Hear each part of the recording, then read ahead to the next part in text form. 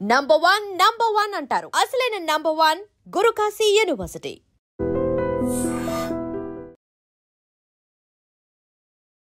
వేణుగోపాల్ అనే సాఫ్ట్వేర్ ఉద్యోగి బలవన్ మరణం చాలా బాధాకరం.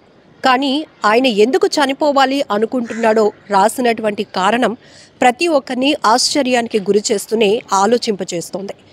డాడీ నన్ను క్షమించండి, సారీ, ఈ సొసైటీలో నేను బ్రతకలేకపోతున్నాను. ఎటు చూసినా అవినీతి పెరిగిపోయింది, పొల్యూషన్ కూడా పెరిగిపోయింది. ఇక నేను కూడా మీకు భారం కాకూడదు అనుకుంటున్నారు. యాక్చువల్గా 10th క్లాస్లోనే నాకు కొంత నాలెడ్జ్ వచ్చినాక ఈ సొసైటీ ఏంటి ఇలా ఉంది, ఈ సొసైటీలో మనం బ్రతకగలమా అనే ఆలోచన నాకు వచ్చింది. అప్పుడే చనిపోవాలనుకున్నాను, కానీ భరించాను. ముందుకు వెళ్ళగలుగుతానేమో అనుకున్నాను, కానీ ఇక నా వల్ల కావటం లేదు. కేవలం ఈ సొసైటీలో జరుగుతున్న కొన్ని సంఘటనలు నాకు నచ్చకనే ఇక ఉండాలి అనుకోవట్లేదు. నాలాంటి వాళ్ళు కూడా మీకు భారం కాకూడదు అనే ఆలోచనతోనే ఈ సూసైడ్ నోట్ రాసి బలవన్ మరణానికి పాల్పడుతున్నాను అంటూ తను రాసిన సూసైడ్ నోట్ ఇప్పుడు సంచలనంగా మారుతుంది. సో ఈ యువకుడు మణికొండలోని అన్నా వదినతో ఉంటున్నారు. వాళ్ళ పేరెంట్స్ ఎంత కాల్ చేసినా కూడా అబ్బాయి ఫోన్ లిఫ్ట్ చేయకపోతే వాచ్మెన్కి కాల్ చేసి బాబు ఫోన్ లిఫ్ట్ చేయట్లేదు వేణుగోపాల్, ఒకసారి వెళ్ళి చూసిరా అంటే వెళ్ళి చూసేటప్పటికి, కిటికీల్లో నుంచి వెళ్ళి చూసేటప్పటికి అబ్బాయి ఫ్యాన్కి ఉరి వేసుకొని ఆత్మహత్య చేసుకున్నాడు. ఇక్కడ ఆత్మహత్య చేసుకోవడం అనేటప్పటికీ మన ప్రాణాల్ని చాలా బలవంతంగా ఇక చాలు ఊపిరి తీసుకోవడం, బలవంతంగా ఊపిరి తీసుకోవడం అంటే అది చాలా నరకం, అది చాలా భయభ్రాంతులకు గురి చేసే అంశం. సో ఇప్పటి వరకు మనం చాలా సూసైడ్లు చూసాం. వాటికి కారణాలు చూస్తే అనుకున్నట్టుగా ర్యాంక్ రాలేదనో, అమ్మా నాన్న ఇష్టమైనవి కొనివ్వలేదనో, లవ్ ఫెయిల్ అయిందనో, లేకపోతే జీవితంలో ఏమీ సాధించలేకపోయాననో, లేకపోతే అనుకున్నట్టుగా ఎడ్యుకేషన్కి సంబంధించి క్వాలిఫికేషన్కి తగ్గట్టు జాబ్ రాలేదనో, లేకపోతే హెల్త్ ఇష్యూస్ వల్ల ఇది భరించలేక ఆత్మహత్య చేసుకుంటున్నాను అనే కారణాలు మనం చూసాం.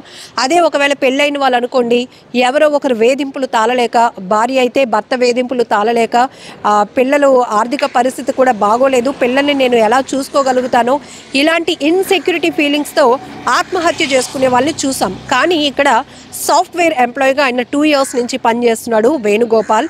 కానీ తన తండ్రికి సారీ నాన్న, నన్ను క్షమించండి, ఈ సొసైటీలో జరుగుతున్న కొన్ని విషయాలను నేను భరించలేకపోతున్నాను, నేను తీసుకోలేకపోతున్నాను పాజిటివ్గా. ఎందుకంటే ఎటు చూసినా అవినీతి పెరిగిపోయింది, ప్రతిదీ కల్తీ అయిపోయింది.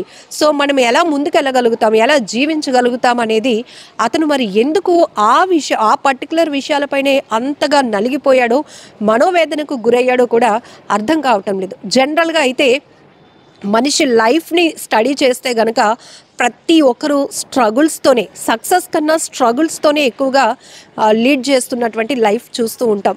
సో ఎక్కడో ఒక హోప్ కనపడుతూ ఉంటుంది, ఎక్కడో ఒక నమ్మకం, ఎక్కడో ఒక చిన్న ధైర్యం, దేవుడు ఎప్పటికైనా మనకి మంచి చేయకపోతాడా, ఎప్పటికైనా మన లైఫ్ మారకపోతుందా, ఎప్పటికైనా మన కష్టానికి తగ్గ ఫలితం రాకపోతుందా అనే ఒక హోప్తో మాత్రమే మనం ఇప్పటి వరకు ట్రావెల్ చేస్తూనే ఉన్నాం. అనేక సమస్యలను ఎదురొడ్డి పోరాడుతూనే ఉన్నాం. ఎందుకంటే ఎక్కడో జరుగుతుంది, ఒక మిరాకిల్ ఉండబోతుంది మన లైఫ్లో అనేది ఒక హోప్ మాత్రమే. కానీ ఇక్కడ ఇతను చాలా బాగా చదువుకున్నాడు, సాఫ్ట్వేర్గా చేస్తున్నాడు 2 years నుంచి. కానీ సొసైటీ పైన బాధ్యతన లేకపోతే అభద్రతా భావం ఎక్కువగా పెరిగిపోయిందా?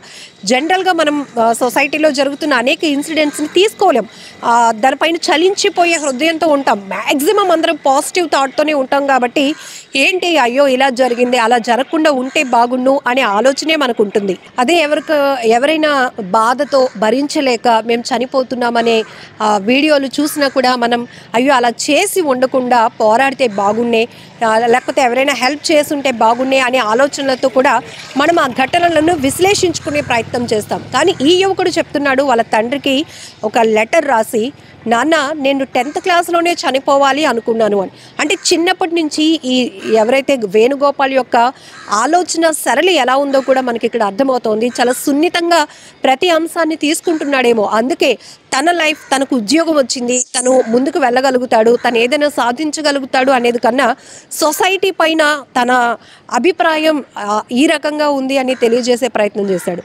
అయితే పోలీసులు ఈ కేసు పైన దర్యాప్తు చేస్తున్నారు. ఇమీడియట్గా వేణుగోపాల్ తండ్రి కూడా పోలీసులకు కంప్లైంట్ ఇచ్చారు. నా అబ్బాయి వేణుగోపాల్ సూసైడ్కి గల కారణాలు, సొసైటీలో జరుగుతున్న సంఘటనలు తను జీర్ణించుకోలేకనే చనిపోతున్నాను అని. కాబట్టి నా కొడుకు మృతిపై నాకు ఎలాంటి అనుమానాలు లేవు. కానీ తను ఏదైతే లెటర్ రాశాడో, సూసైడ్ నోట్ రాశాడో, దానిని పరిగణలోనికి తీసుకొని దర్యాప్తు చేయండి అంటూ కూడా ఆ తండ్రి పోలీసులకు రిక్వెస్ట్ చేస్తూ ఒక కంప్లైంట్ కూడా ఇవ్వడం జరిగింది.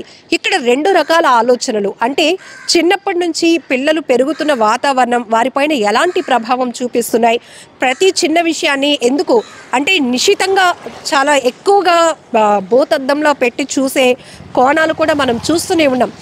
కొన్ని చాలా ఈజీగా పోయే వాటిని కూడా చాలా స్ట్రెస్గా తీసుకునే వాళ్ళని కూడా చూస్తూ ఉంటాం. అసలు లైఫ్ అంటేనే ఒక భారం అని, మనం ముందుకు వెళ్ళలేమని, అందరూ బాగానే ఎదుగుతున్నారు, మనం మాత్రమే ఇలా ఉండిపోయామని ఒక అభద్రతా భావం. అయితే ఈ సూసైడ్ నోట్ బయటకు వచ్చిన తర్వాత ఈ వేణుగోపాల్ సాఫ్ట్వేర్ తన బలవన్మరణానికి, ఆత్మహత్యకు గల కారణాలు చెప్పిన లెటర్ బయటికి రివీల్ అయిన తర్వాత ఒక విశ్లేషణ మొదలైంది. నిజమే, ఎందుకంటే తను చెప్పలేక అలా నోట్ రాసి చనిపోయాడు. కానీ చాలా వరకు చాలామంది ఏమీ చెప్పలేకపోతున్నారు. సొసైటీలో మనకి తెలియకుండానే ఒక అన్యాయం జరుగుతోంది. సొసైటీలో జరుగుతున్న కొన్ని అవినీతికి, అన్యాయాలకి మనం బలైపోతున్నాము. ఇందులో అవినీతి ఏ స్థాయిలో ఉందంటే ప్రతి వ్యవస్థలోనూ ఉంటున్న అవినీతి వల్ల సామాన్య ప్రజానికమే బలైపోతున్నారు అనేటటువంటి అభిప్రాయాలు కూడా పెద్ద ఎత్తున నెటిజన్లు కూడా ఈ ఘటనపై ఎలాంటి అభిప్రాయాలు వ్యక్తం చేస్తున్నారంటే, నిజమే అవినీతి విచ్చలవిరిగా పెరిగిపోయింది. ఎక్కడ చూసినా కూడా పొల్యూషన్, అసలు మనిషికి రిలేషన్ అనేది లేదు, స్వార్థమే రాజ్యమేలుతోంది. మనుషుల మధ్య అంతా కూడా మనీ చుట్టూ తిరుగుతున్నటువంటి బంధాలే తప్ప ఎవరిది స్వచ్ఛమైన ప్రేమ కనిపించటం లేదు. ఇలా ఎన్నో కోణాల్లో చూస్తే గనక ఎక్కడా కూడా ఒక ప్యూరిటీ లేదు, సొసైటీలో ఒక క్లారిటీ లేదు అనేటటువంటి అభిప్రాయమే ఎక్కువగా కనపడుతోంది. పిల్లల్ని అంటే చదువుకు తగ్గ ఉద్యోగాలు లేవు, జాబ్స్ రావటం లేదు. వీటి వల్ల కూడా విపరీతమైన ఒత్తిడి ప్రజల్లో ఉంది. పెళ్లి చేసుకోవాలన్నా భయపడే స్థాయిలో యువత వెళ్ళిపోతున్నారు. ఇలా రకరకాలుగా ఇక వృద్ధాప్యంలో అయితే ఎక్కడో సెటిల్ అయిపోతున్నటువంటి పిల్లలు, ఇక్కడ ఒంటరిగా అయిపోతున్నాం. పిల్లలు ఉన్నా కూడా, అందరూ ఉన్నా కూడా ఆస్తులు సంపాదించడానికి మొత్తం శ్రమ పడినా కూడా ఇప్పుడు చివరి దశలో ఎవరు లేని అనాథలుగా మిగిలిపోతున్నటువంటి వృద్ధులు.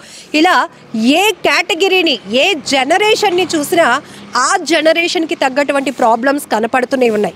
ఇవి చాలదు అన్నట్టు ఇప్పుడు ఈ వేణుగోపాల్ తన సూసైడ్కి కారణాలు చెప్తూనే అనేక డౌట్స్ని రైజ్ చేశాడు.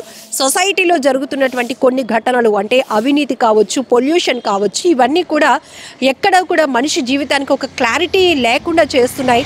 అందుకే నేను తట్టుకోలేక సూసైడ్ చేస్తున్నాను, నాన్న నన్ను క్షమించండి అంటూ అతను చివరిగా నోట్ రాసి బలవన్మరణానికి పాల్పడ్డాడు. ఈ ఘటనపై మీరేమంటారో, మీ కోణంలో మీ ఆలోచన ఏంటో కూడా, అసలు ఈ అబ్బాయి అనుకున్న ఆలోచన కరెక్టేనా, దానికోసం సొసైటీలో జరుగుతున్న కారణాలతో తను బలవన్మరణానికి పాల్పడి కుటుంబానికి దూరం అవ్వటం, వీటన్నిటిని మీరేమనుకుంటున్నారో కామెంట్ బాక్స్లో మెన్షన్ చేయండి. నిజంగా ప్రస్తుతం ఉన్నటువంటి సమాజం దేనికి ప్రయారిటీ ఇస్తుంది? ఆర్థిక సంబంధాల చుట్టూ మాత్రమే తిరుగుతుంది. మళ్ళీ ఎన్నికలంగానే చాలా విరక్తి కలుగుతాం. మంచి అనిపిస్తుంది కదా, లేడీస్ కూడా ఛాలెంజింగ్ జాబ్స్ చేసినప్పుడు చాలా బాగుంటది. ట్రాఫిక్ అసిస్టెంట్స్ గా నియమించిన ట్రాన్స్జెండర్స్ అందరితో సాల్యూట్ చేయించుకుంటున్నారు. ఫుడ్ డెలివరీ ఇవ్వటానికి వెళ్ళినటువంటి డెలివరీ బాయ్ అనిల్ పై కళ్ళ ముందు